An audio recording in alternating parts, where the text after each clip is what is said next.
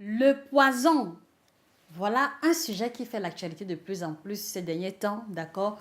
De plus en plus, des frères et des sœurs se retrouvent empoisonnés et la plupart, malheureusement, finissent par y laisser leur vie.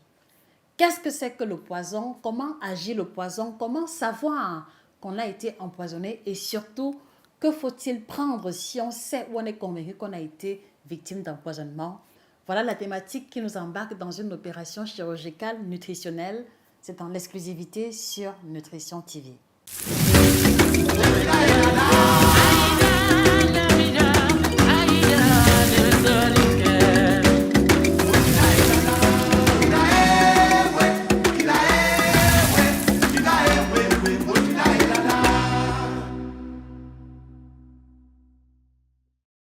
Bonjour à vous fidèles téléspectateurs, je suis Josica, votre chirurgienne en nutrition, spécialiste de l'alimentation tropicale. Merci de vous abonner si ce n'est pas encore fait. Alors, lorsque l'on parle du poison, c'est un thème qui est très sensible parce que malheureusement, comme je le disais à l'entame, de plus en plus de personnes, ils laissent leur vie.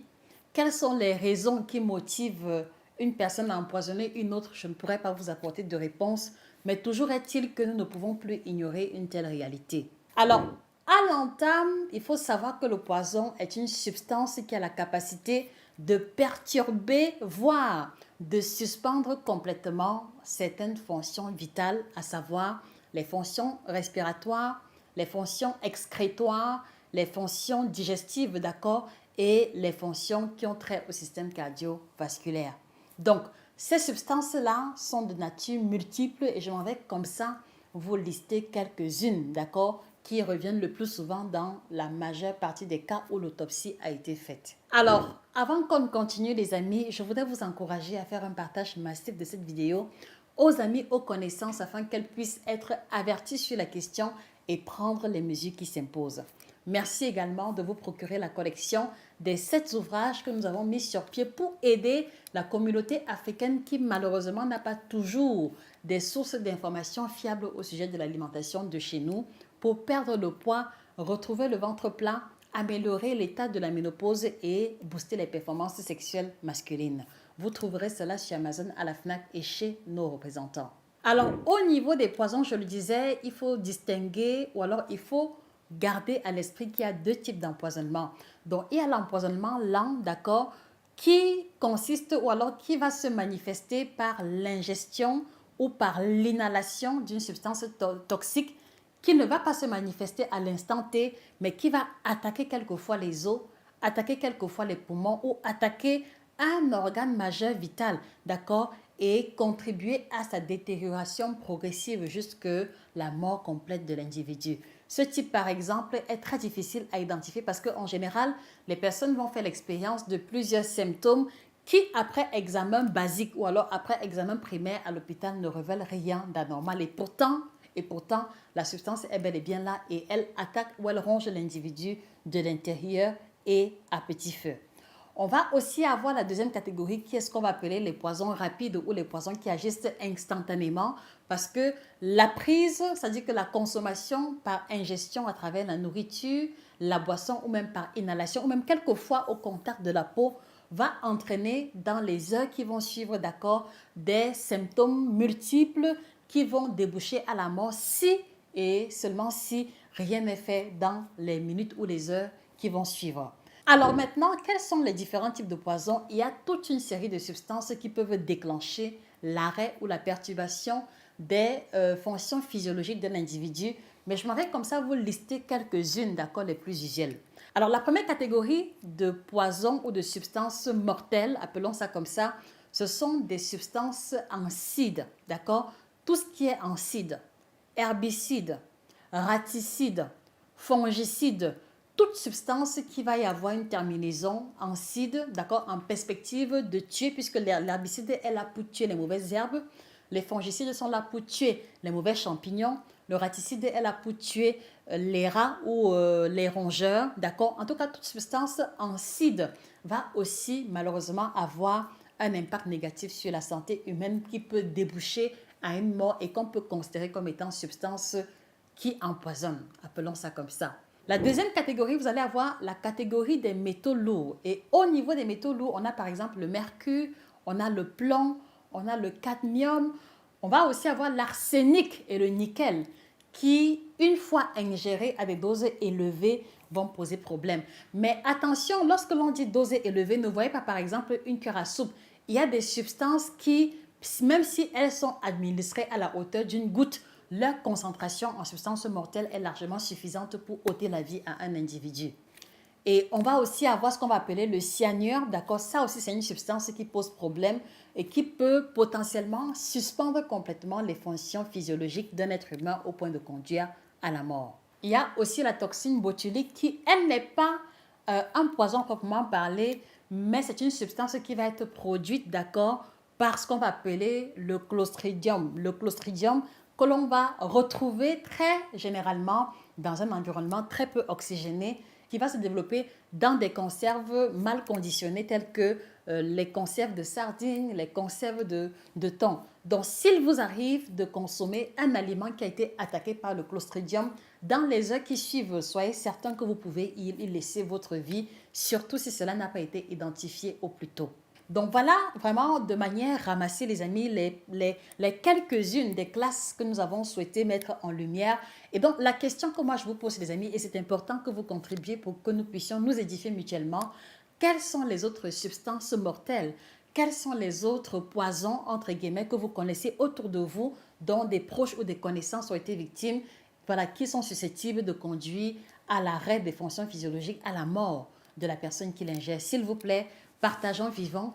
Merci de laisser en commentaire le fruit de vos connaissances respectives.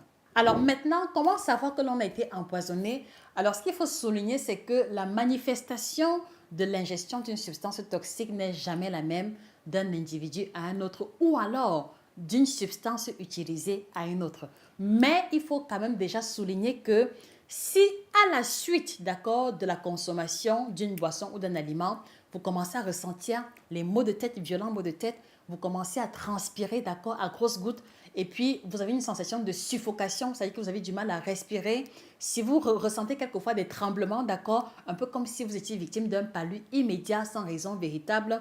Si vous avez également des palpitations ou le cœur qui bat beaucoup plus lentement, voilà d'entrée de jeu des symptômes qui doivent attirer hautement votre attention. Et donc, dans l'immédiat, il serait intéressant de se rendre rapidement aux urgences pour que votre cas soit pris au sérieux et que possiblement, à travers un lavage gastrique ou alors à travers d'autres mécanismes que les médecins maîtrisent mieux que nous, qu'ils puissent pouvoir rattraper le coup et vous éviter d'y laisser votre vie.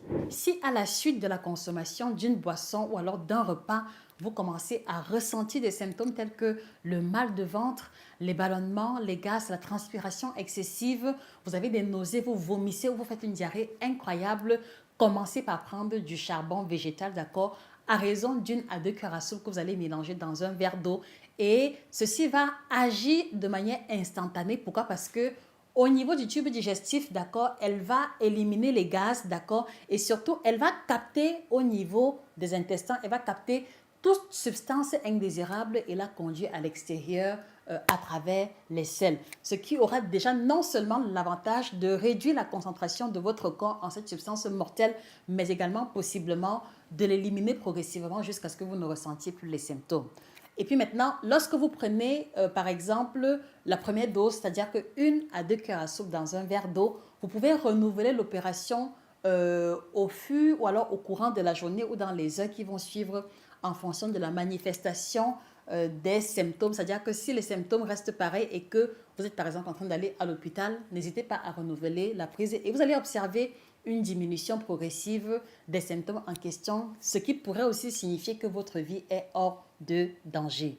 Donc voilà pour l'utilisation du charbon végétal. Et donc, puisque aujourd'hui nous ne connaissons ni le jour ni l'heure, puisque les personnes qui nous empoisonnent quelquefois sont des personnes très proches de nous et en qui nous avons souvent très confiance, ce ne serait pas exagéré pour chacun d'entre nous d'avoir chez lui ou alors d'avoir toujours à proximité du charbon végétal que l'on pourrait prendre par exemple avant de se rendre à une manifestation où on a le sentiment qu'on n'aura pas systématiquement le contrôle sur tout ce qu'on va manger, sur tout ce qu'on va boire.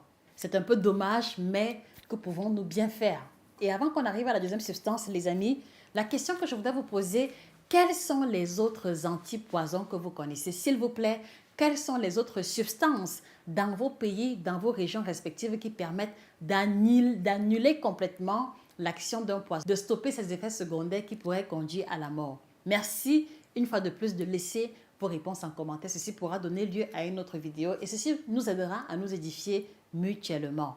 Donc la deuxième plante qui est utilisée dans notre contexte africain pour lutter contre l'empoisonnement ou alors pour stopper les effets négatifs qui peuvent être mortels, c'est bel et bien la plante appelée le roi des herbes de nom scientifique Ageratum conizoide. Donc il apparaît à l'écran et vous pouvez faire le constat selon lequel il est très utilisé dans la pharmacopée africaine.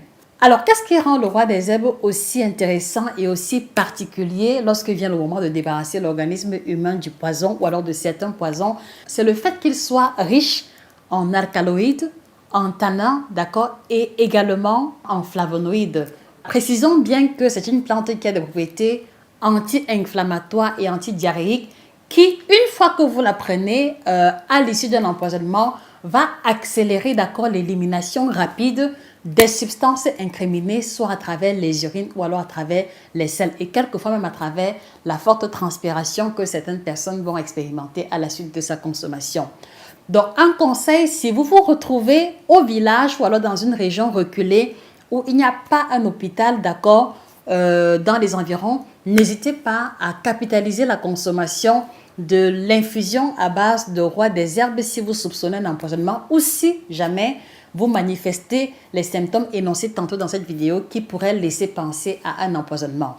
Il suffira simplement pour vous de faire bouillir 100 g de roi des herbes dans l'équivalent de 2 litres d'eau et par la suite de prendre l'infusion à hauteur de 2, 3 voire 4 verres par jour. Vous allez observer un apaisement progressif vis-à-vis des symptômes qui témoignent ou qui manifestent votre empoisonnement. Donc voilà les amis pour les deux substances sur lesquelles nous sommes convaincus que si on dépiste un empoisonnement le plus tôt possible, ces deux substances peuvent vraiment vous aider. La question que je vous pose les amis, quelles sont les autres substances que vous connaissez autour de vous, dans vos régions, dans vos pays respectifs qui sont utilisées comme contrepoison ou alors qui sont administrées lorsque une personne est victime d'empoisonnement? Nutrition TV est le carrefour du donner et du recevoir. Merci de partager avec nous ici en commentaire. Donc, mettez en commentaire les plantes, les substances ou les compositions qui sont utilisées à votre connaissance. Alors moi, par exemple, j'ai entendu dire que l'argile pouvait aussi être utile ou est utilisée dans un tel cas de figure, mais je n'en sais pas plus. Donc, si vous en savez également plus sur l'action ou le mode opératoire de l'argile dans le cadre d'un empoisonnement, merci également de partager une fois de plus avec nous. Alors, vous n'êtes pas concerné par un empoisonnement, vous n'avez pas été victime d'empoisonnement et votre problème à l'heure où vous regardez la vidéo est de diminuer votre ventre, perdre du poids, d'accord, retrouver une belle peau, une bonne santé et suivre un régime qui ne va vous interdire aucun repas.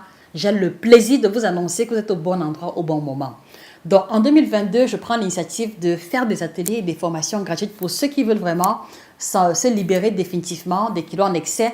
Donc, merci de retrouver le groupe privé Minci sur mesure dont le lien apparaît dans la description de cette vidéo. Donc, on se retrouve de l'autre côté et d'ici à ce qu'on se retrouve de l'autre côté, commencez déjà, d'accord, à vous informer, à consommer du contenu qui traite de l'alimentation africaine à travers, par exemple, la collection des 7 ouvrages que nous mettons à votre disposition, d'accord? N'oubliez pas que Nutrition TV vous aide à résoudre les problèmes de libido, de ménopause, de gros ventre et de surpoids ou d'obésité tout en participant à un meilleur équilibre alimentaire. Donc, n'oubliez pas de vous abonner et on se dit à très bientôt pour une autre vidéo aussi intéressante. Excellente journée à vous. On se dit au revoir.